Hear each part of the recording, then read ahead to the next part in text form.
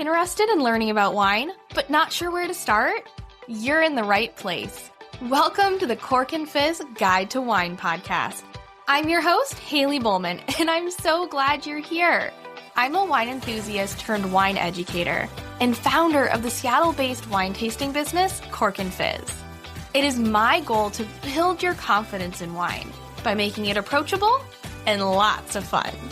You can expect to learn everything from how to describe your favorite wine to what to pair with dinner tonight, and so much more.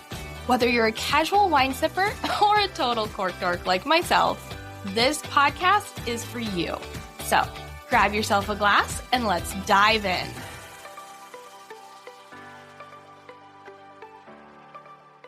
Hello and welcome back to the Cork and Fizz Guide to Wine podcast. Today's episode is inspired by the day. If you are listening to this the day that it comes out, it is New Year's Eve. And so we're going to be thinking about New Year's resolutions, whether you're a fan of that or, I feel like New Year is just a good time for fresh starts and honestly learning something new. So whether you make resolutions or not, I think you'll enjoy this episode. So if one of your goals for 2026 is to drink better wine or to try more wines and to expand outside of your comfort zone, to understand what's in your glass or just to try something new, I have put together this beginner's roadmap to starting your own wine journey that I think will be a great place to start. I'm going to give you kind of my tips and how I started getting into wine. And, there's always a start and it might feel a little intimidating, but hopefully breaking it down into these steps will help encourage you to give it a try and to maybe make 2026 the year you learn a little bit more about wine. I mean, you're already doing it because you're listening to this podcast, but we could go a little step further into it. So without further ado, here is my beginner's roadmap to starting your own wine journey. So step one is essentially building a wine habit. I say that and it sounds kind of bad, like we're building a non-healthy habit. I don't mean that. I just mean a good habit of trying new wine. So there's a few things that are a part of this. First, I would say that the most important thing when building a wine habit, a healthy wine habit, is to focus on intentional tasting over just drinking. So don't just drink the wine, right? When you are trying something new and you're opening a bottle and you're giving it a taste, come up with a rating system that works for you. I've shared on here many times. There was one that I got it from another podcast that I was on and I loved it. And it goes from 1 to 5 stars. And 1 is dump this down the drain. And 5 is I would like a case of this wine, 12 bottles on the ready. So come up with some rating system that works for you. And then when you rate the wine, don't stop there. Try to determine why. And if that's kind of hard, don't worry. That's definitely the most challenging part of figuring out what you like about wine. That's what step 2 is for. So we'll get to that. So focus on intentionally tasting. Really think about what you're drinking over just drinking it. Then I'm going to encourage you to try at least 1 new bottle per month. And if you're really up for it, try 1 new bottle per week. And that doesn't mean you have to buy a bottle every week. But you could do this, start visiting your local wine shop and letting them know what you enjoy and ask them for a recommendation, right? Regularly ask them for something new to try. And take advantage of local tastings, right? You can visit a new winery, a new wine shop, a new tasting room, and you can try new wines every week that way without having to buy a new bottle of wine every time. And if you keep going to the same local wine shop, one of the coolest things that can happen is that you start to tell them what you like, what you don't like about the wines that they recommend, and they start to learn your taste profile for you.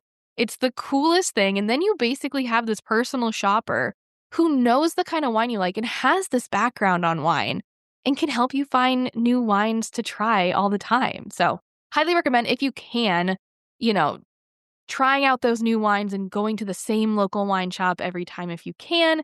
Though I also recommend trying out all of them because there's such a great variety out there. But make one your regular. Become a regular there is what I want to say. Just a quick reminder, if you are not on my mailing list yet, what are you waiting for? I would love for you to join. When you do, you'll get a free shopping guide that has 15 of my favorite wines under $15. Head to corkandfizz.com, scroll down to the bottom, and there'll be a little section where you can join the mailing list. I send out a weekly newsletter filled with wine tips, recommendations, special offers, and so much more. Now, let's get back to the show. And then finally, to go along with these things, start a wine journal. Does not have to be anything fancy. You could, for fun. I'm one of those people that I'm more likely to do something if I buy something cutesy or fun to do with it. So you could look for a paper notebook that is specifically for wine tasting. Wine Folly has a great one. And actually a new one that just came out is called Pour Memory, Pour Memory, created by a couple here in Seattle. And their journal is super fun too. More than just writing your tasting notes, you also write down memories that are attached to the bottle of wine or the occasions that you drink it. So that's always fun. So you could do a paper notebook.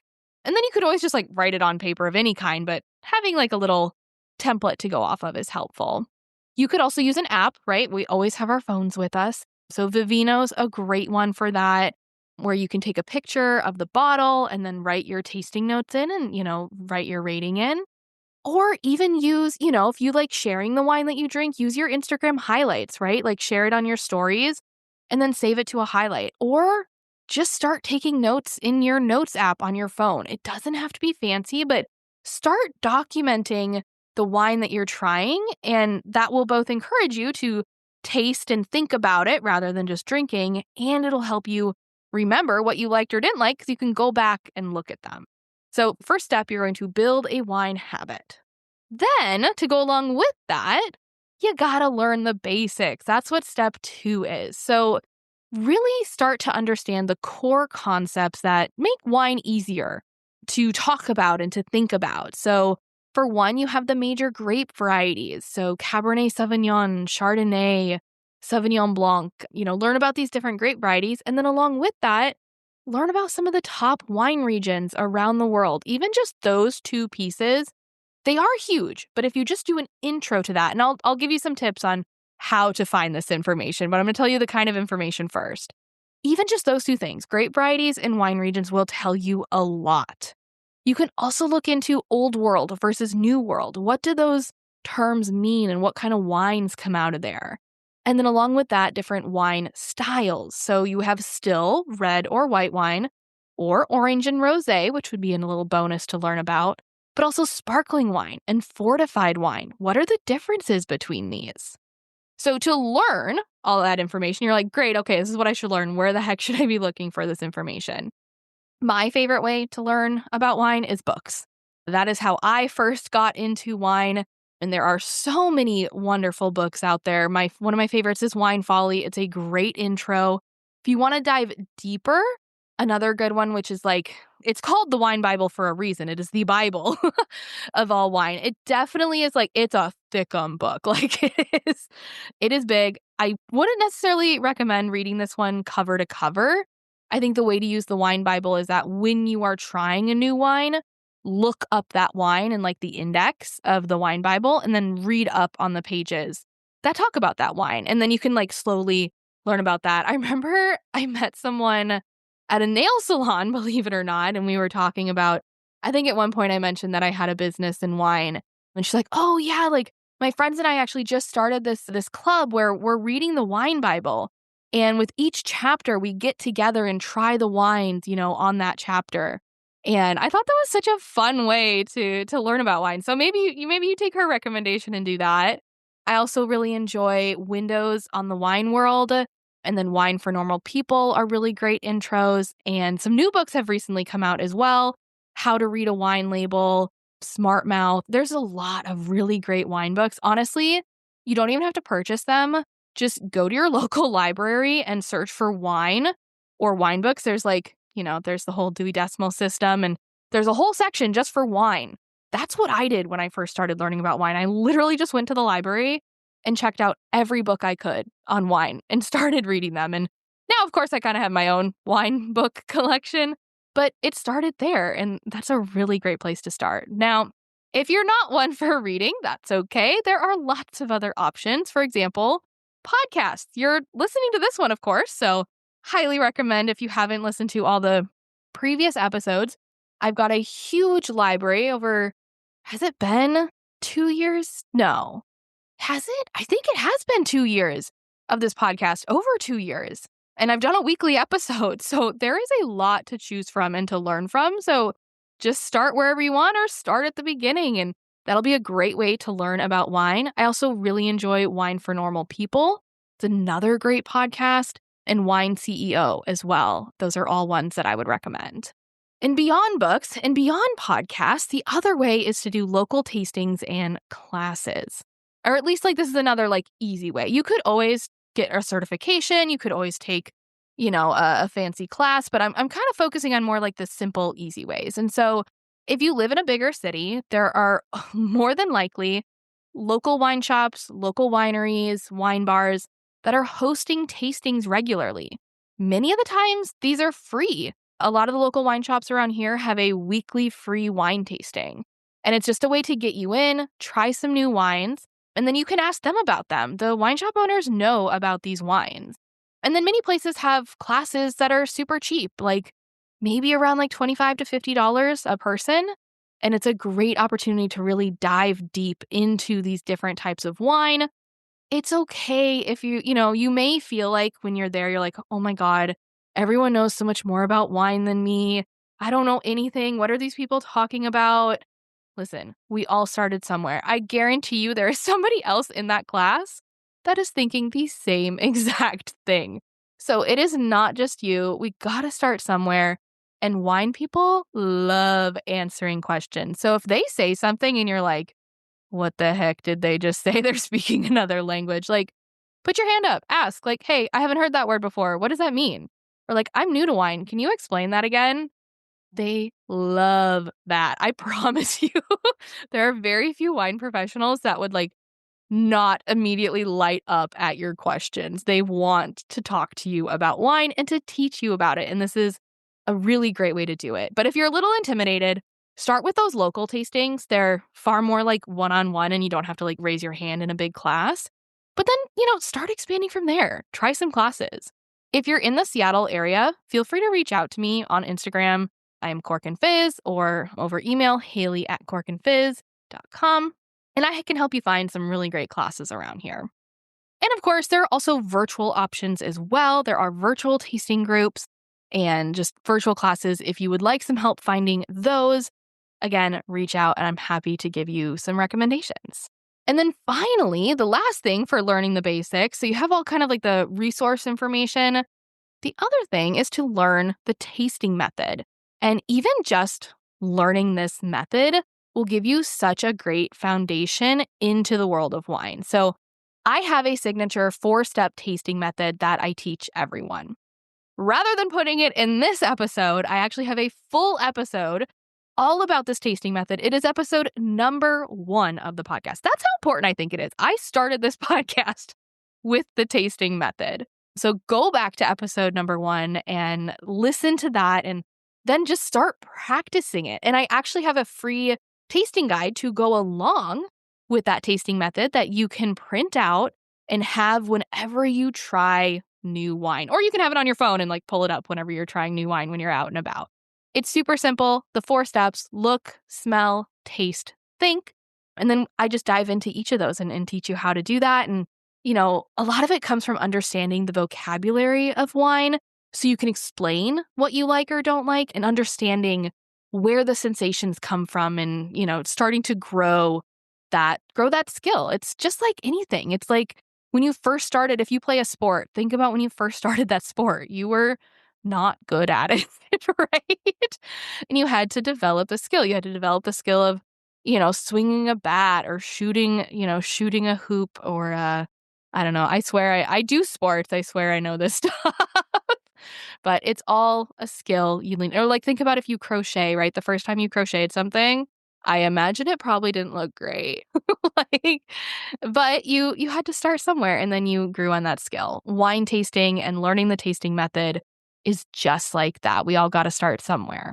Okay, that's learning the basics. So step 1, build a wine habit.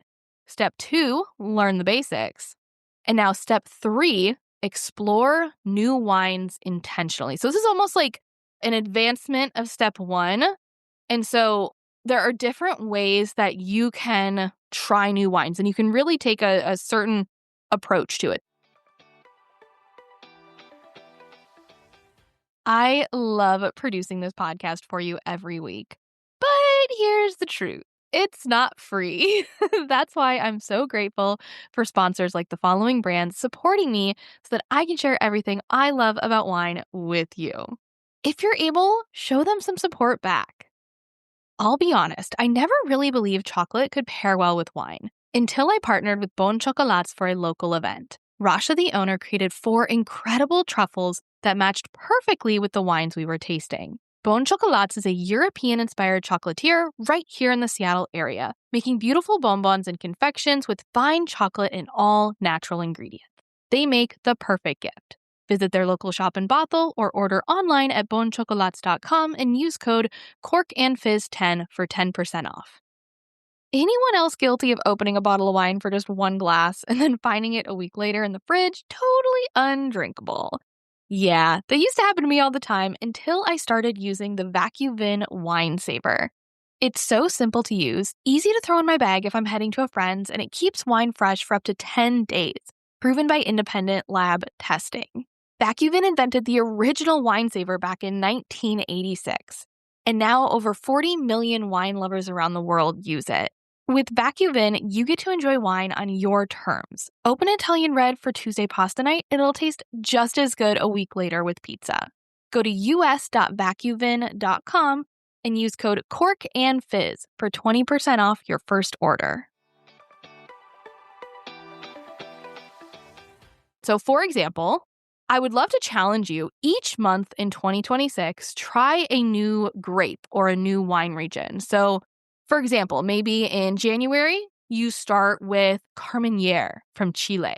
And so you could buy 1 bottle, you could buy 5 bottles, however many you would like, but explore that grape, learn about it, discover what it tastes like and how, if you buy more than 1 bottle, how does it differ between producers, and then use your skills that you learned, the 4-step wine tasting method, use my free tasting guide to taste the wine and figure out what do you like, what do you don't like about it, what are some common smells that you get with this wine. And then again, use the books, the Wine Bible, look up Chilean wine, or Wine Folly has a whole page on Carmenere. And then, maybe in February, you're trying Chenin Blanc. And then in March, you're doing Gruner Veltliner from Austria. Just keep choosing a new variety or a new wine region to explore every month. And if you need help finding which ones to try, ask your local wine shop. Ask me on social media on Instagram, Cork and Fizz, or send me an email. I am more than happy to give suggestions for different wines to try. And if you really want to learn how to develop your wine palate, this is actually a technique that wine experts will use where they focus only on that single grape variety or that single wine region each month. That is a bit extreme. You totally don't have to go that far. But if you're curious, that is one of the best ways to really dive deep and learn about different wines. Is like in January, all you drink is Carmenere from Chile. And in February, all you drink is Chenin Blanc. And maybe you try Chenin Blanc from all around the world, but you only drink Chenin Blanc, and so on and so forth. You get the idea. You don't have to go that extreme. You could just be like, okay, January, the wine I'm going to try is this, and then I'm going to drink whatever else I want. But it's a good way to just start expanding. Again, I'm also going to encourage you to shop at your local wine shops and ask for help. Don't be afraid to ask for help. That is what they are there for. And they will start learning what you like and don't like. And they can kind of they'll be your little coach. They'll be your guide throughout this whole wine journey. The other thing you can do to really explore new wines intentionally is to try comparison tastings, doing these at home and when you're out and about. This is where you have at least 2 wines. You can do more, but at least 2 different wines and you try them side by side, right? And so you go through the wine tasting steps, you look at the wines, you smell the wines, you taste the wines, and you do it with wine 1 and then wine number 2, right? So we look at wine number 1, we look at wine number 2. What's the difference? What kind of color do I see in them? Great. Okay, now smell each of them, right? And doing this really helps you notice the differences in the wines, which helps you name a lot of things in the wine that you might not have noticed if you were only drinking one of them. This is the number 1 tip that the author of the Wine Bible gave for trying new wine. She said you have to, at home, never have 1 glass, have 2 glasses, which gosh forbid if that's what we have to do to learn about wine.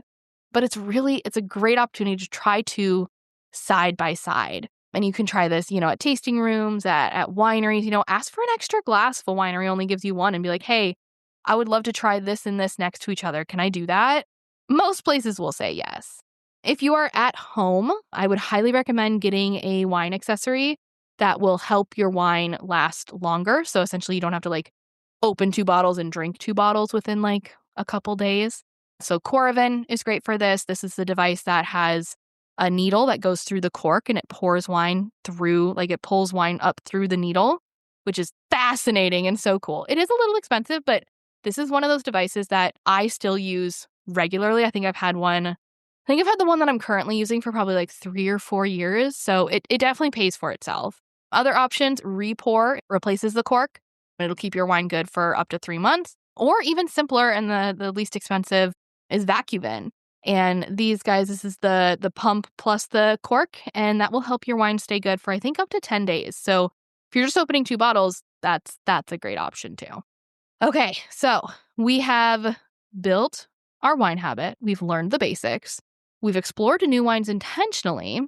And now for step 4, we're going to think about pairing wine with people and food. Because let's be real, wine is better when it's shared. So I want to encourage you to not only try wine on your own, but start hosting casual tastings with friends or join a wine club somewhere. For me, this was one of the biggest things that helped me learn about wine and get to try so many new wines. The start of Cork and Fizz came from a wine tasting club that I started with friends. And I promise it's not hard to do. It might sound a little overwhelming, but all I did was get some friends together. They were all interested in them. I'm like, hey, do you want to come over and drink wine? Most people say yes to that, usually. And I said, just everybody bring a bottle. And, we did it once a month. And each month we just had a different theme. And, the first theme I think was just what's your favorite bottle? And a lot of people didn't have a favorite bottle at that time. So they just went to the store and picked one that had a cool label, and then we had different themes, like wines from France, wines from Italy, different types of Syrah. I'm trying to think of some other random themes that we've had. Island wine, so it had to come from an island. Washington versus the world. So we did Washington wines and then the same variety, but from somewhere else in the world. So we just, and you can find a lot of these themes. I actually have a full how to start your own wine club kit that you can purchase online on my website, corkandfizz.com. And I think it has a list of 20 different themes to help you get started. But then, yeah, everybody just brought a bottle to try. It was a great way. I mean, you have 10 people total. You get to try 10 new wines, but you only bought one of them, right? And it's super fun. I will recommend not doing this on a Monday night like we did for our very first wine night. Trust me, wine still has alcohol and you will still feel tipsy and drunk unless you spit, which you totally don't have to. You're just having a party at your house. Just be responsible. But Tuesday is a little rough if you have it on a Monday night. So I'd stick to Friday and Saturdays if you work the typical Monday through Friday work. And with this, wine and food pairing might seem overwhelming as well, but this is a great time to experiment with wine and food. Have friends bring a snack to go with their wine. And it doesn't necessarily have to pair because you've got 8 or 9 other wines to try with it and you'll figure it out, and wine and food pairing really is just about experimenting. So even at home for dinner, just grab a wine, try it with dinner. And so let's just say you have a sip of wine and then a bite of food, and then you go back to your wine. Did the food make the wine taste better?